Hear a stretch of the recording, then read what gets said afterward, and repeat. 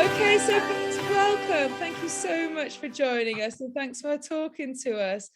So yeah, I just really wanted to speak to you because I wanted to hear all about Stanley the dog and Stanley's story. So can you just tell me all about Stanley, like from when you got him? I'd just love Yeah, to know. absolutely. So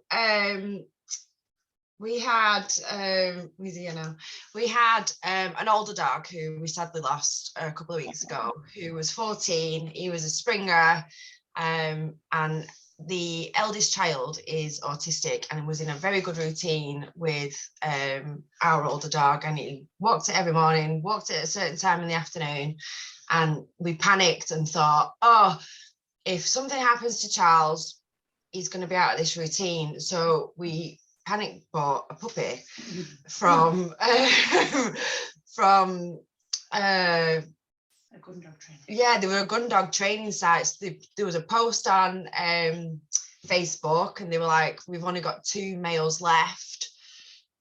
So I said to my wife, like, let's go look at this puppy. And she was like, no, absolutely not, because we'll fall in love with it and we'll have to bring it home. I was like, no, we'll just look at it. It's fine. We don't have to like commit to anything. And as soon as we got there and she held it, she fell in love, and I was like, yes. So they had 2 males left, and we were so torn. Like, So you wanted a boy then? You wanted yeah, a boy. absolutely, definitely wanted a boy. We were torn on getting both the pups that they had left, but because we had Charles and he was 14, he was like, you know, a 90-year-old man handing him a baby. He was not happy when Stanley came home whatsoever. So for the first few weeks, Stanley and Charlie they lived separate lives in different parts of the houses. So Charles would have the snug and he'd be safe in there, and Stanley was finding his feet. And he started off as a really good dog. Like day 2, Anne had him sitting and fetching a ball, even though the ball was bigger than his head. And he was really, really good dog. And how old was he when we got him? 10 weeks. Yeah, so he was 10 weeks when we got him. Yeah.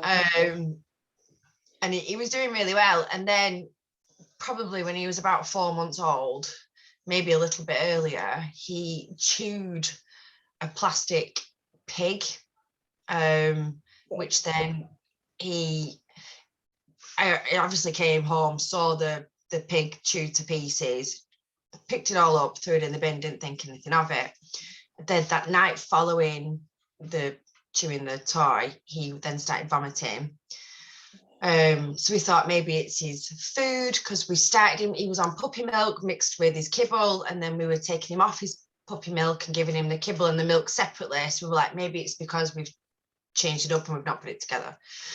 Then that night he carried on vomiting, and then he started having diarrhea, and in fact it wasn't diarrhea, it was just blood. Oh, bless.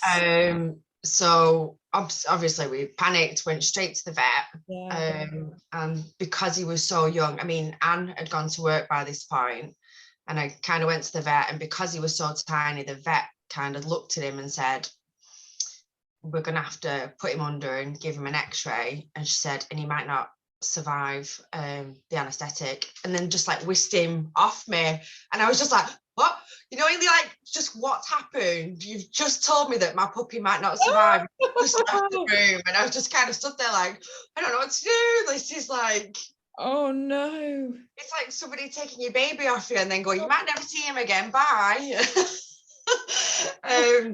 So he had his x-ray. I must have called the vets, because they kind of like, you know, if it was a child that was in hospital, you can stay with them and you get updates. They were like, okay, we've got him, off you go, like, you know, pay and leave. So I must have called like every half an hour, like, how's Stanley? And I even went back with his snuggle blanket, because I was like, he needs his blanket. And I kept calling up going, has he got his blanket? Is he okay? And they were saying like, he's not been sick, but he'd not eaten anything. He just, when he started being sick and the blood and everything, we just didn't feed him anything. So they were like, he's not been sick, he's not had any diarrhea, we're going to put him under shortly, we'll let you know. Like a couple of hours passed, still nothing, and I was calling and, you know, please tell me he's all right. So he'd had his x-ray and they could see the shards that had been working it the way through, and they said, we're going to have to wait for it to pass, but he is really poorly, he is really dehydrated.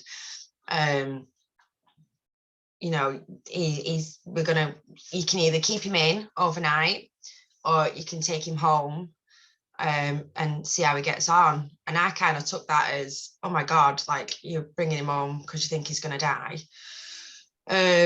So we brought him home because I thought, I don't want him to be at the hospital on his own. So then me and Anne, in our wisdom, decided that we were going to sleep on the sofa downstairs with him so that we could, like, we're both nearly 40, sleeping on the sofa together.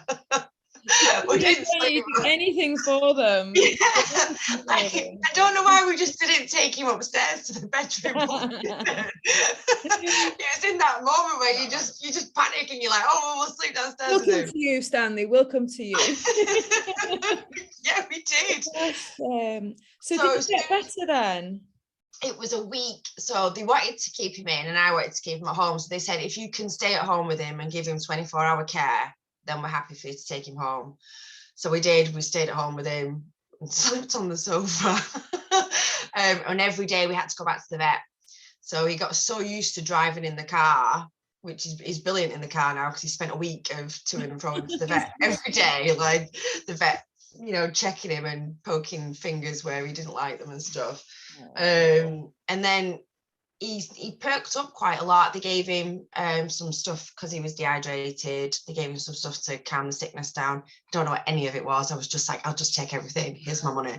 And then we started him back on his kibble and his milk. And as soon as he had that, it was just explosive diarrhea. So the vet said, put him on chicken and pasta just to calm his stomach. So we did, and the chicken pasta it was all right. It did settle his stomach.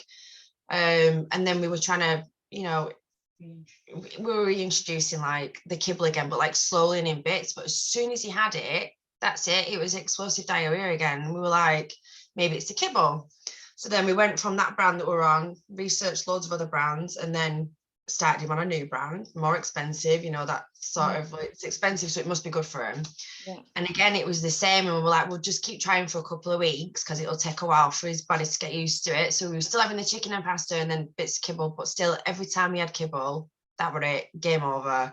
He was covered. And then when I say explosive diarrhea, it was like he was possessed by a demon. It was everywhere. We'd wake up in the morning and it was on his head. It's like, what is going on? So it wasn't good for him. And it wasn't solid or anything. It was just water. And he wasn't putting weight on. Yeah, there was no weight to him. There was nothing. So he went from this really smooth, cuddly dog to like this really rough, almost like pubic hair on a dog, and it was just so rough. It was just so like not nice for him. Worried. It was like, what do we do? And then we were being ambassadors for another company because we were trying to fatten him up. So we were thinking, right, well, let's just get him fat treats that will fatten him up. And actually, that just made it 10 times worse. So it was like, we can't do this anymore. And he's going to have to live on chicken and rice. But then I just thought, he's not getting any, he's getting no vitamins, nothing. So we were giving him bits of apple and he was fine with apple. And then we were giving him carrot and he was fine with carrot.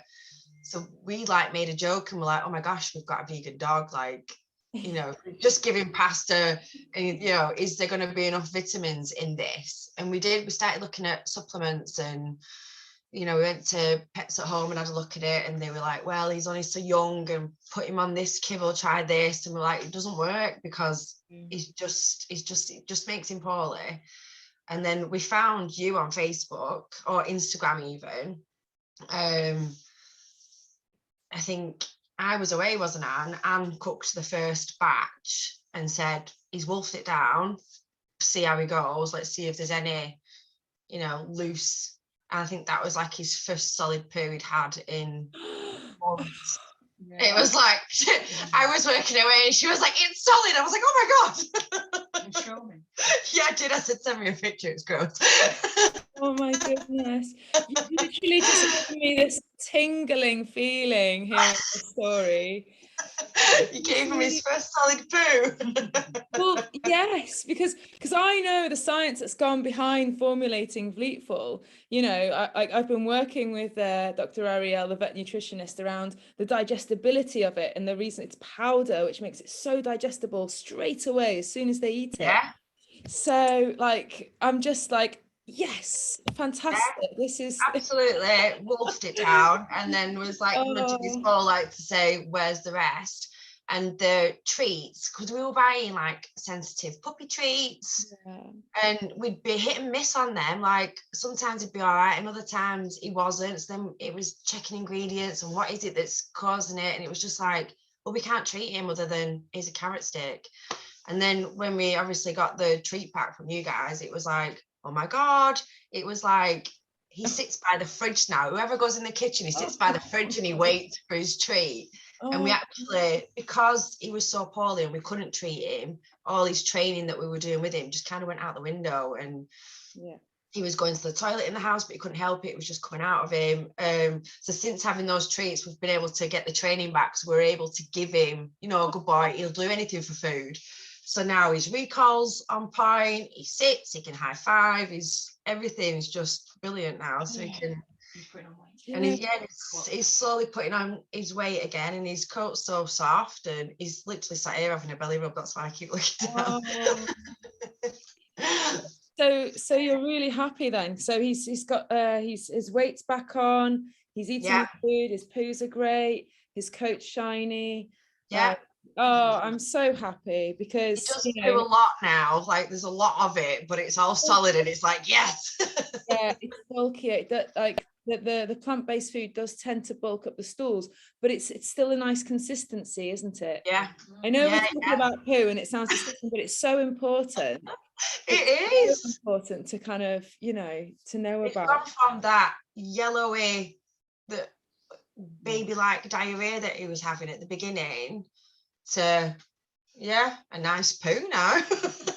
Oh, I'm so happy for you all. I really am. Like it's just an amazing story. So thank you so much. No, it's great. I mean, he's coming on. Here he is. And here he is, the healthy boy. So you mentioned that the kind of the change. So when Anne messaged you, it was instant, the solid poo. Yeah.